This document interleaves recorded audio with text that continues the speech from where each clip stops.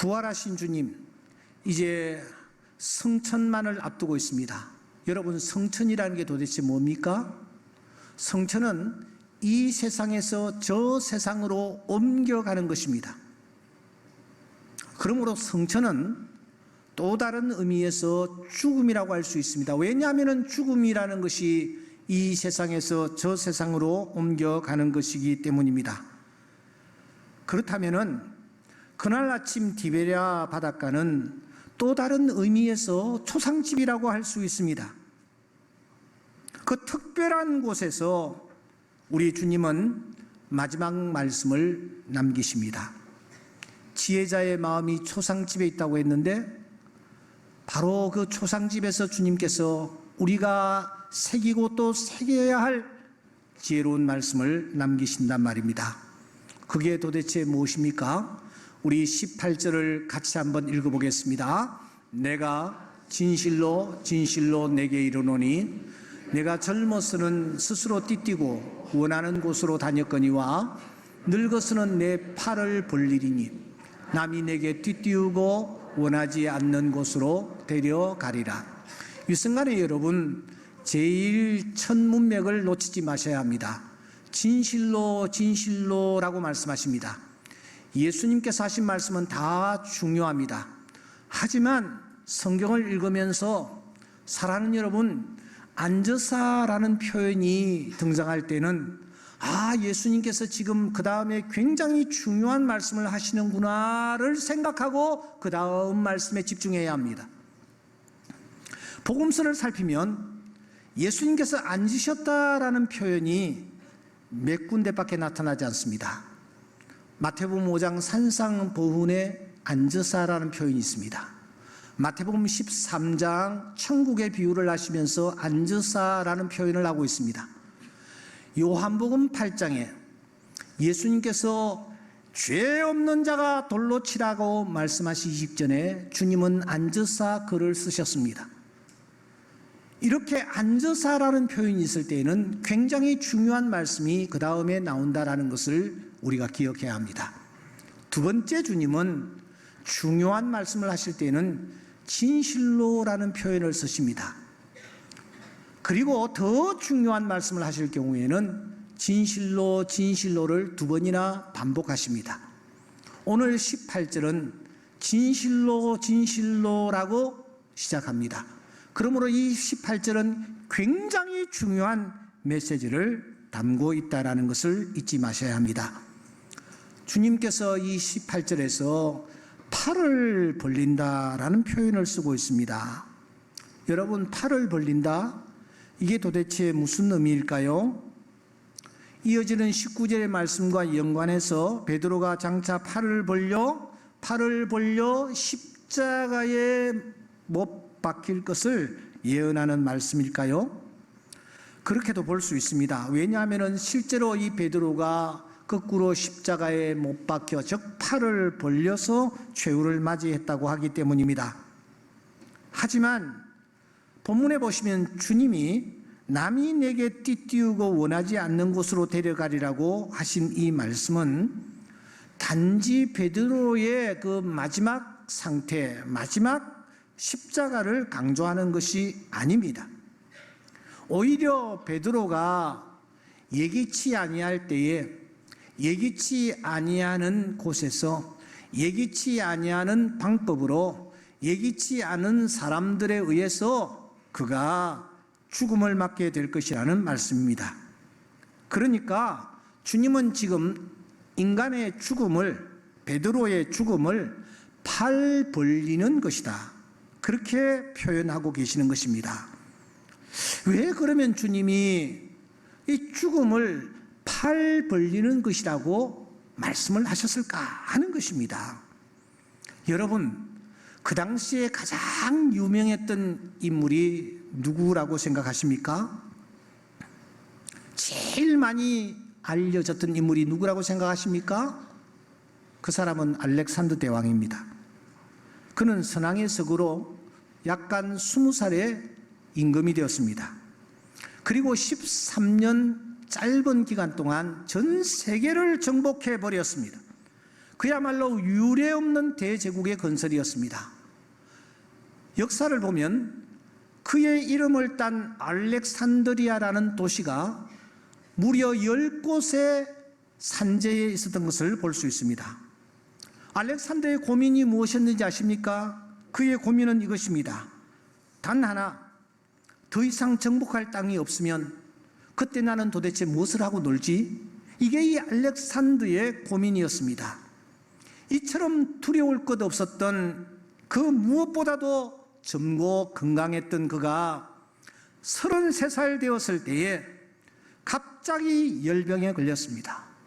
당시 이 장질부사는 그냥 걸리면은 그것으로 끝이었습니다.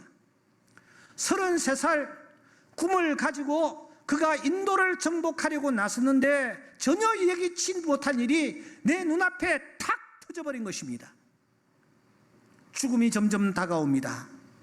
파리에 진 그는 땀을 뻘뻘 흘리며 병상에 누워 죽음을 기다리고 있습니다. 그러면서 그는 마지막 유언을 이렇게 남깁니다. 내가 죽으면 나의 두 손을 벌려 관 밖으로 내놓아 보이도록 해라. 천하를 차지한 나도, 이 알렉산더도 죽을 때는 빈손으로 떠난다는 것, 하나도 손에 쥐지 못하고 떠난다는 것, 이것을 온 세계에 보여주기 위함이니라. 그의 유언대로 그가 죽었을 때에 남이 달려들어 그를 띄었습니다. 온 몸을 묶었습니다. 하지만 오직 하나, 팔만은 벌렸습니다. 관 밖으로 그 팔을 내놓았습니다. 여러분 상상해 보십시오. 관이 운구되는데 여기에 두 팔이 나와 흐느적거리고 있습니다. 이 충격적인 장례식, 이 장례식은 온 제국에 회자되었습니다. 그 이후 고대 로마에서는 메멘토리라는 말이 생겨났습니다. 원정에서 승리를 거두고 개선하는 장군이 있습니다. 그 장군을 환영하는 환영식이 성대하게 거행됩니다. 그런데 그때 바로 그 개선하는 장군 행렬 뒤에 반드시 노예들을 세워서는 큰 소리로 외치게 만드는 것입니다. 메멘토리, 메멘토 모리, 메멘토 모리, 메멘토 모리. 무슨 말입니까? 라틴어로 죽음을 기억하라 라는 뜻입니다. 너 전쟁에서 승리했다고 너무 우쭐대지 말아라. 개선 장군이냐? 그게 다가 아니다. 너도 언젠가는 죽는다. 그러니 겸손하게 행동하라. 노예들이 뒤에서 개선 장군뿐만 아니라 모든 사람들이 다 들을 수 있도록 외치는 것입니다. 이 풍습이 생겼습니다. 제가 지도를 좀 보여드리겠습니다. 그때 이 알렉산더가 저 위에 마게도냐를 출발하여 소아시아 7교회 쪽, 이 아시아 소아시 지방을 그가 정복하고 그의 꿈은 저 애굽, 이집트에 있었습니다. 그래서 그가 이집트로 내려가는 겁니다. 이집트로 내려가는데 이집트로 내려가려고 하니까 예루살렘과 가자 지구를 짓밟고 대군들이 지나갑니다. 이스라엘은 본의 아니게 그때의 알렉산더 대군에 의해서 짓밟혔습니다. 그곳을 정복했던 이 알렉산더는 저곳에 알렉산드리아라는 도시를 세웠습니다. 그리고 다시 그는 페르시아 제국을 바라보며 페르시아를 정복하기 위하여 다시 이집트에서 올라오다 보니 이번에는 다시 예루살렘과 그 유명한 아마겟돈 이 지역을 짓밟고 지나갑니다. 그리고 페르시아를 정복하는 것입니다. 지도에서 보듯이 이 팔레스타인 지역 이스라엘 땅은 아시아와 아프리카와 그리고 유럽을 잇는 교통의 요충지입니다. 전쟁이 일어났다 하면은 피해를 입는 곳이 예루살렘이었습니다. 그리고 아마겟돈, 그래서 계시록에 보면은 아마겟돈이라는 전쟁이 마지막에 최후의 전쟁으로 우리 앞에 나타날 것이라고 예언을 하고 있을 정도입니다. 때문에 이스라엘 사람들은 이 알렉산더라는 대왕에 대해서 잘 알고 있었습니다. 뿐만 아니라 그의 죽음이 어떠한 죽음이었는지조차도 잘 알고 있었습니다. 특별히 이 알렉산더라는 대왕이 죽을 때에 그가 관 밖으로 팔을 벌려 그가 장례를 치렀다는 사실을 그들은 잘 알고 있었습니다. 때문에 팔을 벌린다라는 이 말은 당신은 곧 죽는다, 세상을 떠난다 하는 뜻으로 모두 다 이해하고 알고 있었던 것입니다. 그러므로 우리 주님께서 내 팔을 벌릴 것이라고 말씀하신 것은 베드로 너도 잠시 후 예기치 않을 때 전혀 예기치 않는 곳에서 예기치 않는 모습으로 세상을 떠나게 될 것이라는 엄중한 말씀입니다. 베드로만 그러합니까? 오늘 우리 모두가 다 내가 원하지 않을 때, 내가 원하지 않는 곳에서, 내가 원하지 않는, 전혀 원하지 않는 방법으로 내가 죽음을 맞이하게 될 것입니다. 그런데 사람들은 착각을 하곤 합니다. 사람들이 다 죽는다는 사실을 믿으면서도 정작 자신만은 죽지 아니할 것이라는, 마치 자신만은 죽음에서 예외인 것처럼 생각하고 행동하고 말하는 것입니다. 여러분, 죽음이라는 것이 예외를 둘까요? 우리가 이 별을 떠나는 날, 나 역시 이 몸뚱이를 마치 헌옷 헐헐 벗듯 벗어두고 갈 것입니다. 사랑하는 여러분, 나도 팔 벌릴 날이 올 것입니다. 내 팔 벌릴 날이 도대체 언제일까요? 성경은 이미 문 밖에 이르렀느니라 그렇게 표현을 합니다. 소설가 김훈씨가 기고한 글이 눈에 들어왔습니다. 70을 넘으면은 망팔이라고 부른답니다. 그러다가 80고개를 넘었으면 망구라고 부른답니다. 소설가의 김훈씨가 망팔이 되었습니다. 망팔이 되니까 오랫동안 소식이 없던 벗들한테서 소식이 오는데 다 죽었다라는 소식이더랍니다. 어느 날 그런 형벌되는 벗이 죽어서 화장장에 갔었는데 관이 정기 하루에 들어가는 순간 고인의 이름 밑에는 소각중, 잠시 후에는 소각 완료, 그러다가 잠시 후에는 냉각중이라는 글자가 켜졌고 이 전 과정이 불과 50분에 다 끝나더라는 것입니다. 그리고서는 유족들 손에 한 대 반 정도의 안갯빛 뼈가루가 쥐어졌습니다. 그게 전부였습니다. 그 형이 남기고 간 것은 그거였습니다. 그날 그는 돌아와서 결심을 합니다. 돈 들이지 말고 죽자. 건강보험 재정 축내지 말고 죽자. 주변 사람들을 힘들게 하지 말고 가자. 질척거리지 말고 가자. 지저분한 것들을 남기지 말고 가자. 빌려온 것 있으면 다 갚고 가자. 남는 것 있으면 다 주고 가자. 입던 옷 깨끗이 빨아입고 가자. 관은 중정가로 하자. 가면서 사람 불러 모으지 말자. 빈소에서는 고스톱을 그만다고 미리 말해두자. 그때부터 그는 자신의 작업실에 서랍장과 수납장과 책장을 들여다봅니다. 지금까지 소중하게 생각하고 지니고 있던 것들이 전부가 쓰레기라는 것을 알았습니다. 자신이 쓰레기 더미 속에서 한 생애가 후딱 지나갔다는 사실도 깨달았습니다. 마치 똥을 백자 항아리에 담아서 냉장고에 넣어둔 것과 다름이 없는 꼴이었습니다. 그때부터 그는 자신이 지금까지 소중하게 생각했던 것들, 이 모든 것들을 표가 나지 않게 쓰레기들을 내다버리기 시작합니다. 드나들 때마다 조금씩 쇼핑백에 넣어서 끌어내 버리는 것입니다. 뼈가루에게 이 모든 것이 무슨 연민이 있겠는가? 그런 생각으로 말입니다. 유언을 꼭 해야겠다면 아주 쉽게 유언을 남기고 싶었습니다. 그래서 그는 이렇게 유언 초안을 잡았습니다. 딸아, 잘생긴 건달 놈들을 조심해라. 아들아, 혀를 너무 빨리 놀리지 말아라.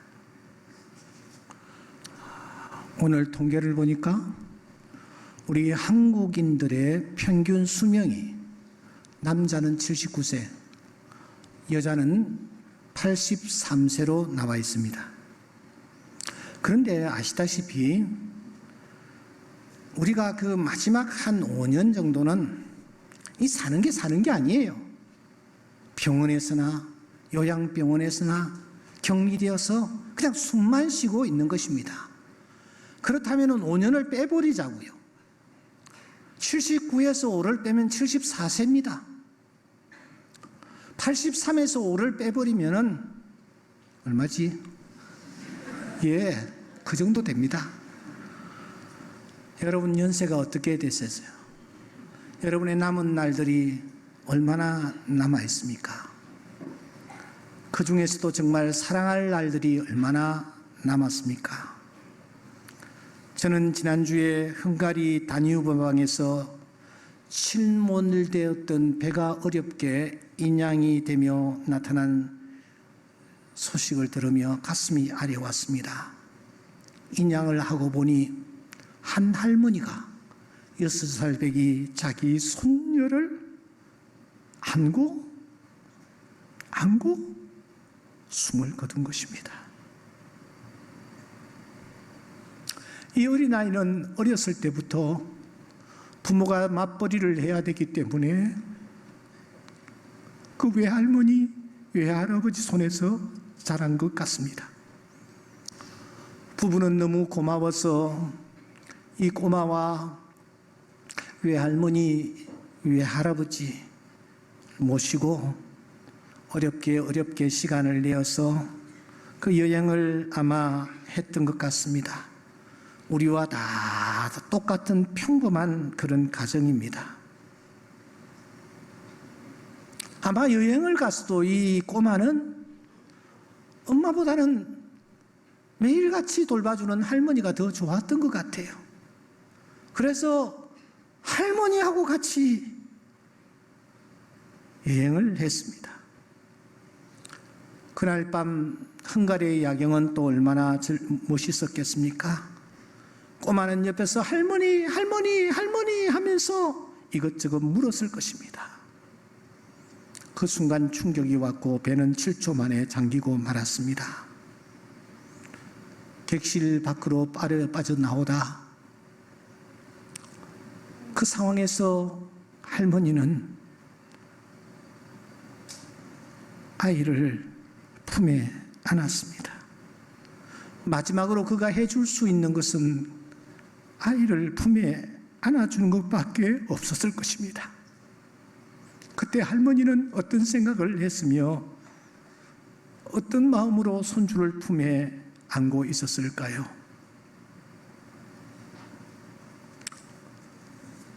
우리가 우리 곁에 있는 사람들을 사랑하라고 주님이 초상집에서 말씀하십니다.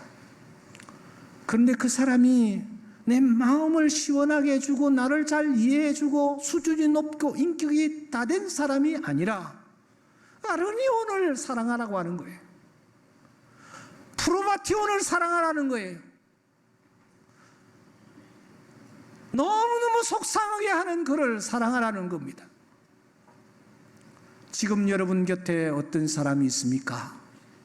뒷꼭지만 바라보아도 신경이 쓰이고 예민하고 저쪽에서 그 사람이 오기만 해도 휙 둘러가는 그런 사람들 여러분 곁에 혹시 없습니까? 말씀을 정리하겠습니다. 타인을 해치는 사람의 밑바닥에는 자신을 소중하게 생각하지 아니하는 자학적인 심리가 깔려 있다고 합니다. 진실로 자신을 소중하게 여기는 사람은 절대 타인을 해칠 수 없다라는 겁니다. 어떤 존재라도, 그 존재가 아르니온일지라도 프로바티온이랄지라도 그 존재는 존재한다라는 사실 그 자체로 고귀한 것입니다. 주님은 우리 곁에 이러한 자들을 곁에 두시면서 사랑하라고 말씀하십니다. 우리는 다 베드로요, 다 양들입니다. 지금 내 곁에 있는 바로 그 사람이 내가 사랑해야 할 주님의 양입니다. 그 주님께서 마지막에 우리들에게 5가지 질문을 하실 것입니다. 그 질문은 이것입니다. 첫째, 서로 돌아보아 사랑과 선행을 너는 격려했는가? 두 번째, 서로 친절하게 하며 불쌍히 여기며 서로 용서하기를 하나님이 그리스도 안에서 너희를 용서하심과 같이 했는가? 셋째, 무릇 더러운 말은 너희 입 밖에도 내지 말고 덕을 세우는 데 소용되는 대로 선한 말을 하여 듣는 자들에게 은혜를 끼쳤는가? 넷째, 모든 악독과 노함과 분냄과 떠드는 것과 비방하는 것을 모든 악의와 함께 버렸는가? 마지막 5째, 무엇보다도 서로 뜨겁게 사랑했는가? 오늘 예배에 참석한 모두가 이 5가지 질문 앞에 부족하지만 고개를 하나님 앞에서 끄덕일 수 있는 주의 귀한 자녀들 될 수 있기를 주의 이름으로 축원합니다.